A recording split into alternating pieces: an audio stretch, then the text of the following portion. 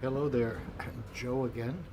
Greetings from the beautiful province of Cosenza. Tonight I am doing some cooking. I have my apron on and my Sardinia t-shirt.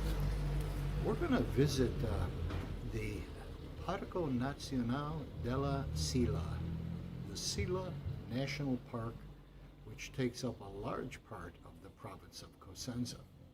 It's a beautiful, beautiful national park. Landscapes, mountains, lakes, enchanted valleys.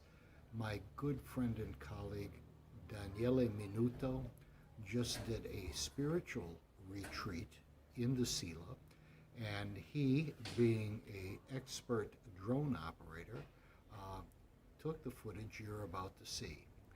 So join me and let's go explore the Parco Nazionale della Sila, the Sila National Park here in the province of Cosenza. It does spill into some of the other provinces, and enjoy.